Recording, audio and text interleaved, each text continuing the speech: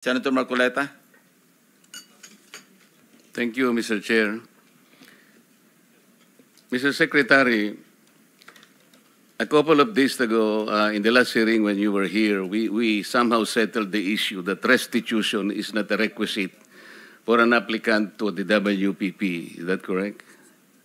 It's not in the law. But sa akin ko kasi, hindi lang po batas na nagdidictate dito.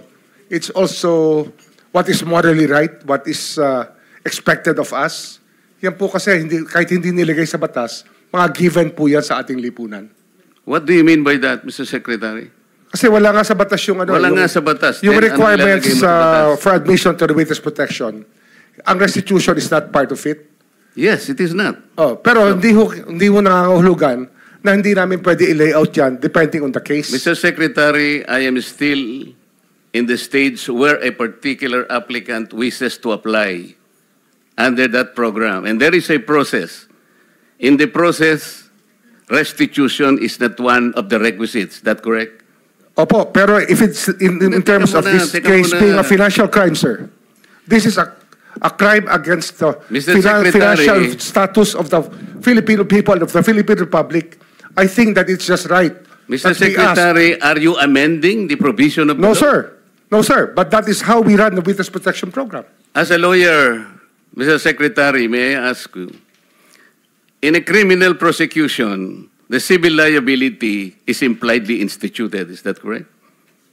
Of course. Kaya nga hindi naman nangangahulugan kung sakasakali na natapos na yung criminal prosecution, kapag ka nakita na mayroong criminal liability yung tao, because it is impliedly implied, doon lang magkakaroon ng restitution. It will come after. Paano mo sasabihin na magre-restitute ang isang tao? Meron na bang findings kung magkano i-restitute on how it can be restituted? Nag-a-apply pa lang eh. Huwag po ninyong babaguhin ang requisite ng batas, Mr. Secretary. I thought nung dumating ka dito, nagkaintindihan na tayo eh. Kaya nabablar ang proceedings natin eh. Kaya nga kinote ni, siguro, ang chairman kanina gusto kong ituloy ito, sinabi niya, nagpa-interview siya, na goodwill and sincerity should be done para i-test. Pwede ba yung ganito? I respect your opinion, sir. But it is not my opinion, it is in the law, Mr. Secretary. Yes, sir. Yes, sir. But I am operating... The arbiter sir, is the law. Sir? May I speak, sir? Yes, you I'm are operating from the vantage point of the reason behind the law, sir. What is the reason behind the law? So that we can get justice, and justice can only be attained if there is restitution. So that is the principle behind all of these things that we are talking about now. Mr. Secretary, restitution will come after. It cannot be... So it can come before or after, sir. It can come before or after. You cite the law that it come before.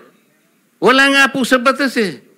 Huwag po ninyong babaguhin ang batas, Mr. Secretary. We are operating on a unique set of facts, and we are... All of these matters are being evaluated because the gravity of this financial crime cannot be underestimated, and that the more assets that we're able to preserve at the outset, the better for our country, sir. Mr. Secretary, I'm very sorry for such a reasoning like that.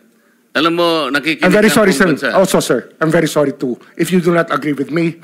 But I respect your opinion, sir, and we will carry out our job as we deem fit, as we see. Mr. Chair, I said I am not expressing an opinion here. I am articulating the provision of law. You do not change the provision of law, Mr. Secretary. You may be disbarred from doing this. Then, it's your opinion, sir. It's your option, sir. Sinabi ko na nga, hindi ko opinion dito. I am articulating then it's your option, sir. the provision of law. It is what you wish to happen. That you may proceed Ikaw ang with what you nagbibigay wish. ng opinion, nilalagay mo yung restitution to test the goodwill of a possible applicant. It is not in the law.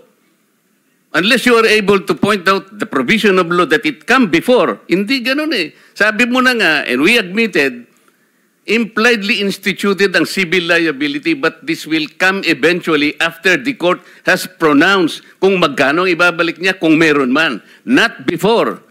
Thank you, Mr. Chair. Are you done, Senator Marcoleta? Thank you. Okay.